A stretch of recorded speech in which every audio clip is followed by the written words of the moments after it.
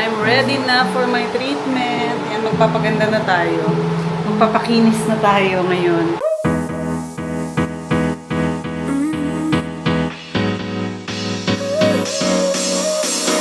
Work is almost over, summer's getting closer.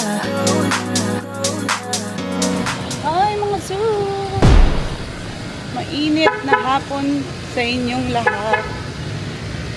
Nandito ako ngayon sa parking lot kung saan kasama ko ang mga Thunder Carts. Thunder Carts. Kasama ko mami ko, kasama ko si Ola kasi. Hello! Ipapacheck. Ay, salamat po! Ipapacheck natin sila sa Cara. Gusto na lang kitry yung mga services. Tsaka yung mami ko kasi may melasma siya dito. So, ipapacheck up natin. And si tita, regalo ko sa kanya ulit. Birthday niya. Nandito na kami sa Cara. Ako naman, magpapadayod, magpapafacial para habang wala pang work, yun muna. Papaganda tayo. Dito na tayo. Oops. Si Kuya ba yan? Oo, si Kuya Pete. Yan sila, oh. Ang aga. Hello! Happy New Year. Hi! Hello! You've been watching na? Mga zoobs, I'm ready na for my treatment. Yan, magpapaganda na tayo. Magpapakinis na tayo ngayon.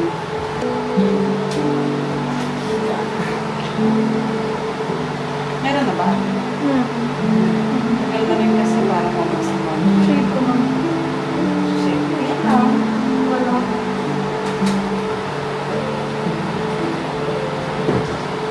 Magpapa-diet ako nandito. Tapos na ako. Nagawa ko lahat. Punta muna ako sa meeting sa Starbucks. Diyan lang sa kabila.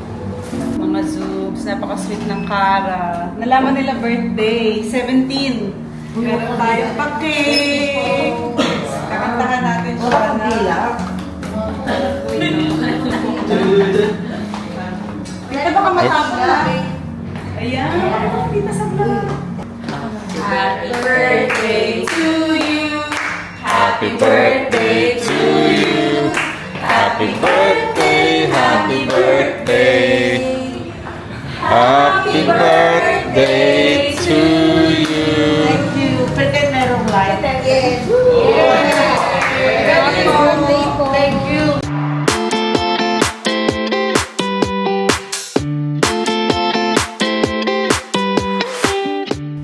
It's almost 11 p.m. guys. And Dinah's been in the meeting since 9. We're fixing our event for the 12th for DKSA event. And now we have another meeting.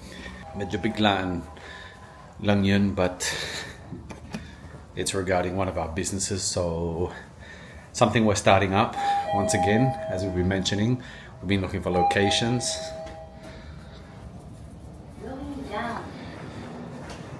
So just snuck out actually because Mimi's still awake.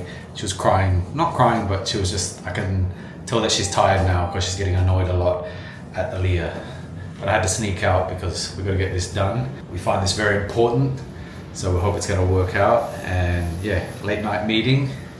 Let's do it. Alrighty guys, it's nice and late. It's already past midnight and Dinah's actually shot off to the gym. But it was a long day of meetings, and of course we took our parents out for some treatments, and Dinah will explain the treatments that they went through. But basically the meeting that we had earlier was for Bigo, our DKSA family, and our agency called PH Celebrity 2. So we have a bunch of hosts, and we are throwing an event on January 12. So there's a lot of organization that goes behind that. Our team of admins, which is Jill, her boyfriend, and Cody, are all working on it. And Mimi is right beside me. Hi. Hi. And it's going to be a big event. So it's going to be a formal event. And we have people coming up to sing. And we have some bands, I think, that are going to be playing there as well. And we have a host coming in that's going to host the party. They're gonna lounge. Yeah.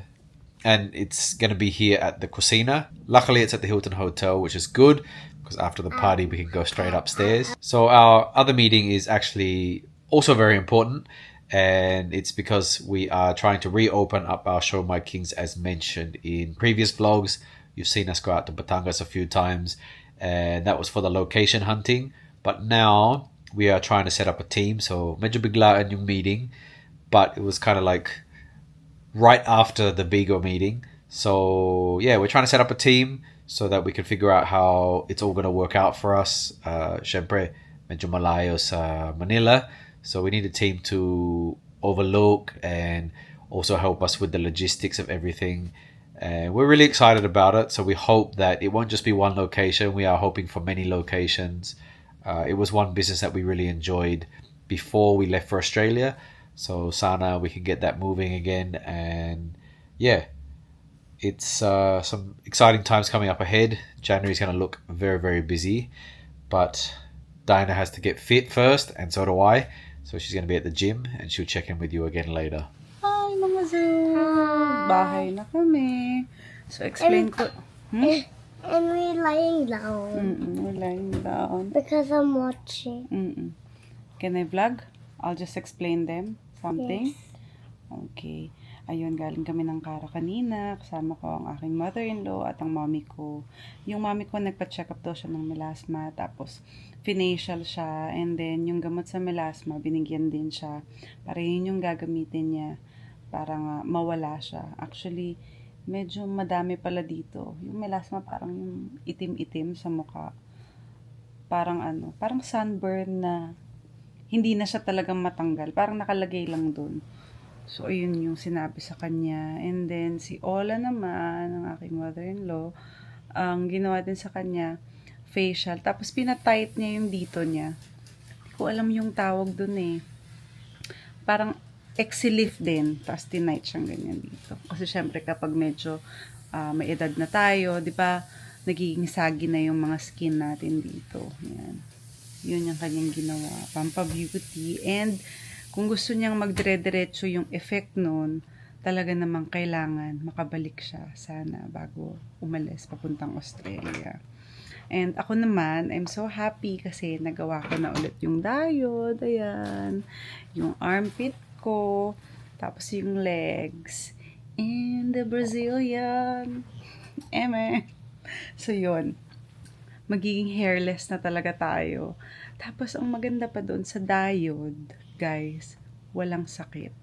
Goodbye waxing na talaga. Walang akong kahit ano na feel. Kaya looking forward talaga ako na maging hairless na. Kaya ang tip ko sa mga girls na nanonood nito, mga mommies also, do the diode. I-research nyo po kung ano yun.